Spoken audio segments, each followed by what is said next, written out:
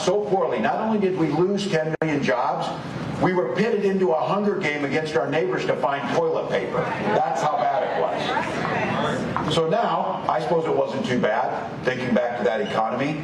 If you're a billionaire, Elon Musk, for example, say, that guy got it. Michigan knows that word. Look, that dude got a tax cut and the rest of us got shafted on the whole deal. That's how that worked out. All right, guys, so we got to talk about Tim Walz, Kamala Harris's VP, calling Elon Musk gay. Now, this is very fascinating for multiple reasons. One, because it is an example of, yet again, the Democrats putting their foots in their mouths as the mainstream media tries to take the focus off of Democrats who have been putting their foots in their mouths all week. Like Joe Biden calling Trump supporters garbage, and then having Mark Cuban say that women who have worked around Trump are weak and dumb. And now you have Tim Walz using gay as a slur, right? That's essentially what he's doing, okay? The whole point of him calling Elon Musk gay is in a derogatory way. Now, again, what's fascinating about this is that the Democrat Party is supposed to be pro-gay. They're supposed to be pro-LGBTQ. So for Kamala Harris's vice president to come out here and to use gay as a slur against Elon Musk, first and foremost, it's not true. Okay, it's not true. Elon Musk is not gay. The dude has 10 kids or something like that. He's definitely not gay. Also, on top of that, Tim Walz, who has very questionable gesticulations. I'm not sure he's the person that should be calling somebody gay, right? Because if I had to guess who is more likely to be gay between Elon Musk and Tim Walz, I'm going with Tim Walz, right? Because from the first day that I found out about this individual, the first day I discovered him, I was like, yeah, I got questions, okay? His gesticulations are just too questionable for me not to, have some questions about, what he's into, okay? And I'm not saying that in a derogatory way. I'm not saying that in a bad way. I'm just saying he's just not the one to talk. But again, Democrats, their specialty is projection, right? They love to project, okay? And that seems to be what is happening here from Tim Walz. But speaking of gay people, right? The gay vote has come into focus because JD Vance made some interesting comments about the normal gay vote, right? And how that vote might go towards Trump. And that pissed off some liberals who happen to be gay, right? In regards to what does JD Vance mean by the normal gay guy voting for Trump? Take a look. Yeah. And it's very interesting. I mean, I actually met earlier with a friend who lives in Austin who's like a, kind of a gay Reagan Democrat. And he's a very, very interesting guy. He's a fascinating guy. He's one of the smartest political philosophers, I think. How do you be a gay Reagan Democrat? I don't know. It's just kind of what's a Reagan Democrat? Like, well, I mean, he's basically like now what you would call a Trump Republican, but he's a political philosopher and he writes about economics, right? That's sort of how I got connected to him. I had no idea he was gay when I first met him, but I'll never forget. He sent me something like 6 or so years ago, and it was Elizabeth Warren when she was running for president. And she was like, "We stand for all non-binary two-spirit and all of the like the LGBTI plus." Right. She was talking about all the plus, and she was codifying it. And he sent me this text message with this Elizabeth Warren tweet, and he's like, "I don't know what the hell two-spirit is. We just wanted to be left the hell alone." Yeah. And I think that, frankly, I wouldn't be surprised if me and Trump won just the normal gay guy vote, because again, they just wanted to be left the hell alone. Oh no, I'm the crazy stuff, I guess. I'm a they them, but I would guess, and please, normal gay guys, let me know in the comments, that our community would remember how we were treated and demonized in the 80s and 90s, and even the normal gay guys then were seen as subhuman by people like you. I think that, frankly, I wouldn't be surprised if me and Trump won just the normal gay guy vote, because, again, they just wanted to be left the hell alone, and now you have all this crazy stuff on top of it. No. No. That's not happening. Sorry. And what is a normal gay guy? What does that mean? And we do not want to vote for you. You did not support same-sex marriage, marriage equality. Why would we want to vote for you? Normal or not normal, whatever that means. No. To know what the different, where the line is between a normal gay person and a not normal gay person. I mean, the question is, I'm assuming I can guess what it is, like, you know, anything related to drag, I guess in you know, that drag, you know, wearing as much makeup as Donald Trump wears, that would be considered not normal. It's fine for Donald Trump, but on a gay guy, that wouldn't be considered normal. The other. Yeah, so as you can see, all the gay guys that are offended are the ones that, you know, hey, probably vote for Kamala Harris, okay, probably not voting for Trump, and they feel like J.D. Vance is kind of taking a shot at them, right, when he says that all of the normal gay guys are voting for Trump. Now, I would like to take that further and to say that all normal Americans are voting for Trump, right? Americans with common sense that desire freedom, that want better economic policies, better policies when it comes to foreign issues, want to close the border. Yeah, Americans who don't want to sign up for far left lunacy, whether that be with social issues or economic issues or foreign issues. Yeah, I mean, I think those Americans are the ones that are voting for Trump. Doesn't matter what your race is, your skin color, your sex, who you like to sleep with. None of these things, okay? I think just normal people in general are voting for Trump. But I understand exactly what J.D. Vance is saying, right? When he said normal gay guys, I was like, yeah, I know exactly what he's talking about, right? The type of gay guys where, like he said, they want to be left alone, okay? They're just like, you know what? I'm cool on all this flamboyant gay stuff, okay? I'm not big on pride and all this other stuff. I just want the same basic rights and freedoms as everybody else, which they have, right? And I'm just not on board with the woke stuff, right? The extra stuff, the privileges that these people are trying to get, right? The far left are trying to get, pushing woke ideology in schools and all types of stuff. Yeah, I'm cool on that. Okay, I just want to chill, right? I just want to chill and just be accepted amongst everybody else, okay? Because I'm a normal person, right? The type of gay dude where if you hang out with them, you probably wouldn't know they're gay, okay? Because, you know, they wouldn't try to make moves on somebody they know is straight. You know, that type of gay guy, okay? I don't know too many of them, but, you know, I know a few of them, right? So, you know, those are the type of gay dudes who's like, okay, right? Like, yeah, Trump, right? Trump, okay?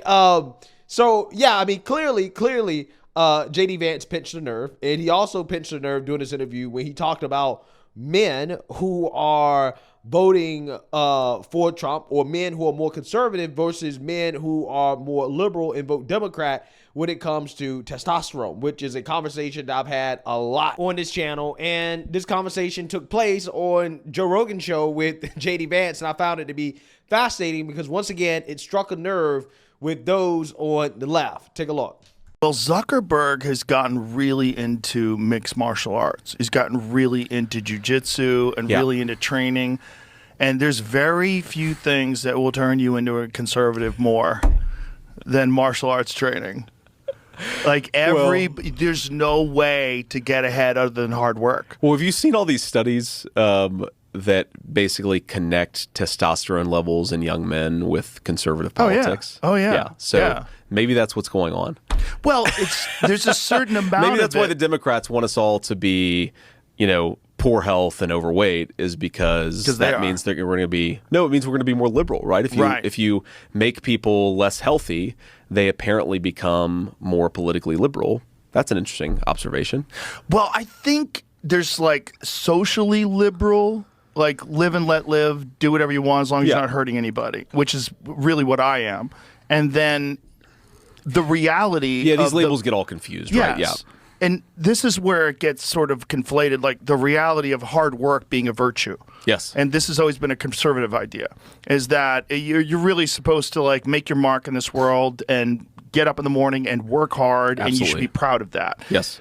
The only way to get good at jiu-jitsu is hard work. Yes. So everybody who really trains hard and gets good has a certain level of just a true understanding of the real relationship, that the actual the mathematical equation of focus, time, energy, and discipline versus positive results. Yep. And there's only one way to excel. There's no other way to excel at martial arts other than training hard. So it's kind of normal that he's becoming like leaning more libertarian and wearing hoodies now. Yeah. No, my secret jacked. My secret theory is that Zuck is now a Trump supporter, but he can't say that publicly, of course. But hopefully he is.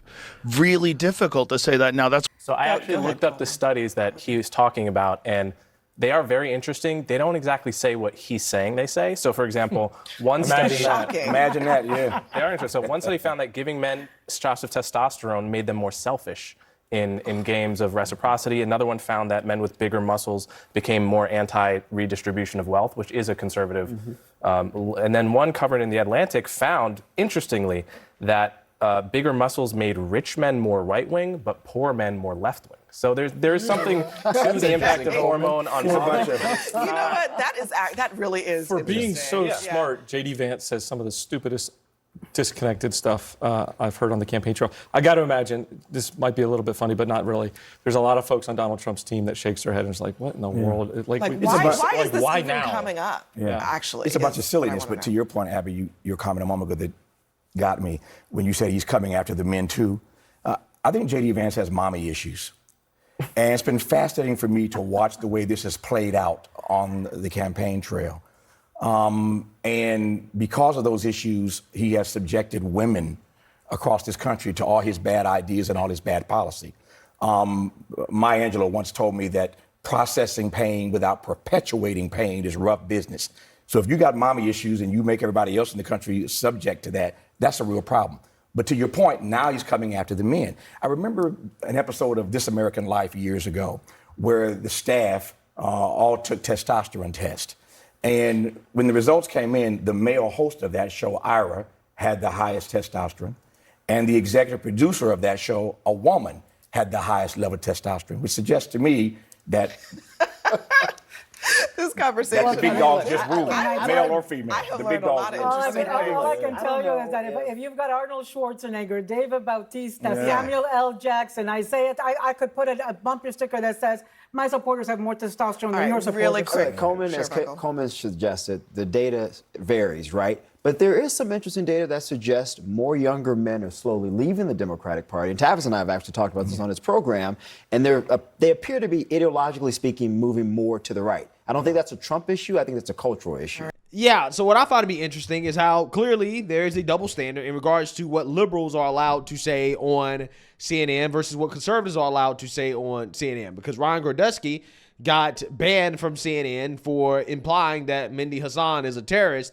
But this guy, Tavis Smiley, doesn't get banned for essentially talking about J.D. Vance having mommy issues, although J.D. Vance has talked about his mother having a drug problem, right? Him growing up with a mother that was an addict. And to go after J.D. Vance for that and to say that he thinks the way that he thinks because he has mommy issues, hey, I think that is potentially a line crosser, right? But we all know that there are no lines that can be crossed for liberals, right? And also liberals are the biggest hypocrites, especially when it comes to this conversation about men and their behavior and stuff like that, because this guy was ordered to pay PBS $1.5 million for violating the network's, quote, morality clause because he had sexual relationships with multiple subordinates, right? So this guy was running around, having sex with presumably his female subordinates while on the job. He got fired for it and then boohoo, whine, and cry racism, right? Tried to say, well, it's racist that they fired me for sleeping around with my teammates, right? With the people that are working for me, my employees. So, yeah, I mean, typical race hustling liberal hypocrite, okay? Also top of that, Anna Navarro talking about Samuel L. Jackson and Dave Bautista and Arnold Schwarzenegger being examples of men with high T or normal T. I'm not sure if they're good examples because in the case of Arnold Schwarzenegger, who was a bodybuilder, once you get off those supplements, your T levels tend to drop, which could be what's happening to him. Same thing with Dave Bautista, right? Because he was a pro wrestler. And we know that, those athletes tend to be on the supplements as well, too. And Samuel Jackson is old as hell, right? So all those men likely have issues with their testosterone, which could be why they're supporting Kamala Harris, right? Because this is a conversation that continues to come up because there's some truth to it, right? I mean, it first started off as a joke. I started talking about this months ago as a joke.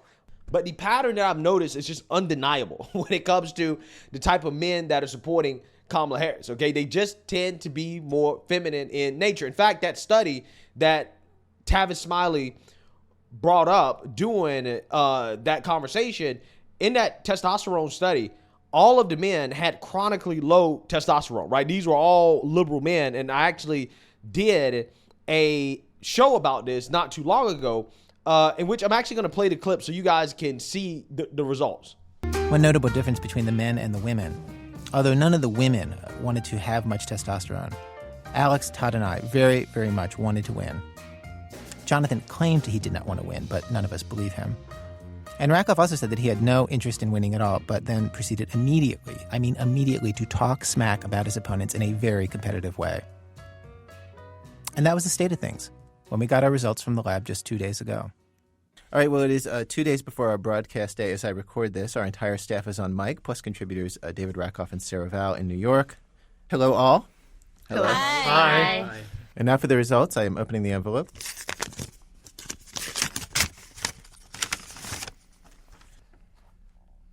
Wow, that's fascinating. Wow, that's just incredible. Okay, among the men, Rakoff is number one and has like twice the amount of testosterone of anybody in the group.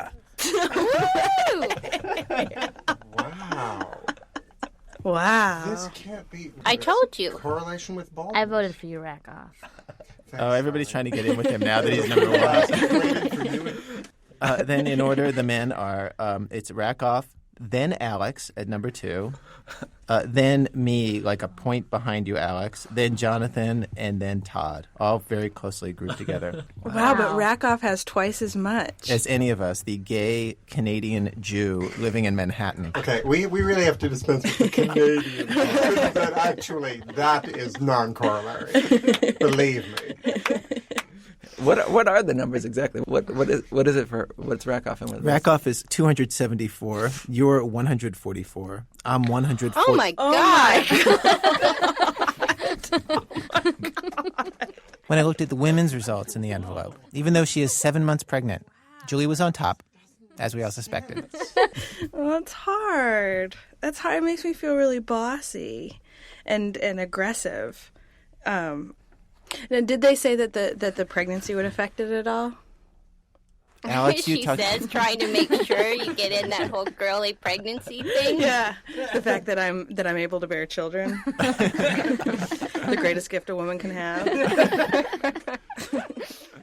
I have to say, Wendy and Todd, the lowest scoring woman and man on the staff, really did not seem very happy about this whole thing by the end. Todd, like most of the men on the staff, had never been seen as especially manly during his life. But he thought maybe here in this group, compared to the rest of us, he might at least stand a chance. Someone would be girlier than I. If I can't be the most manly in public radio, where the hell can I be the most manly? Like, I kind of wish this was Sports Center, because then I'd be okay. Like, out of all my staff members or fellow staff members at Sports Center, okay, I could be the one with the least testosterone. But in public radio... We should get them to spit. Is it a real place? Sports Center? Is it a thing? Now, see, that's not fair. How can he have the most testosterone and not know what Sports Center is? I know what Sports Center is. Yeah, so again, all of these men have chronically low levels of testosterone, and clearly they are ultra-liberal. They work at NPR. These are NPR men.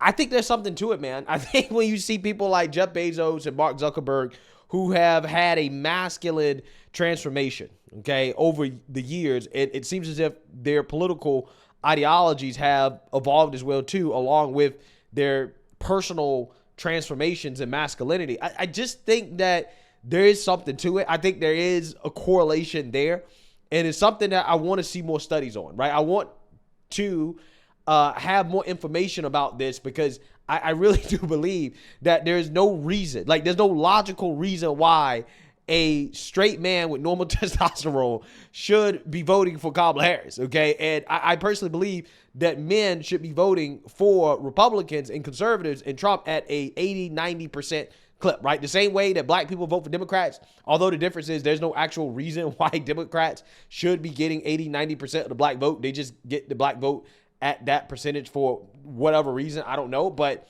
men, on the other hand, there's no reason for a man to support the Democrat Party. And the fact that there are as many men in this country that support Democrats, I think it really does indicate a problem, right? It indicates an issue.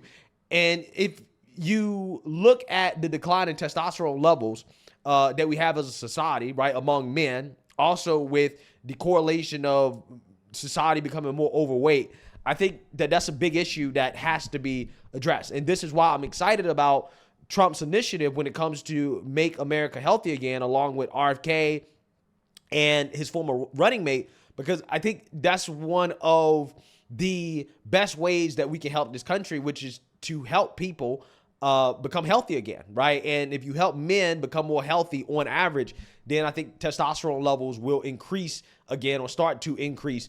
And I think that will help men think more clearly, especially when it comes to political issues, and save our country. So let me know what you guys think. Make sure you like, comment, and subscribe. Most importantly, share a Black conservative perspective. Peace.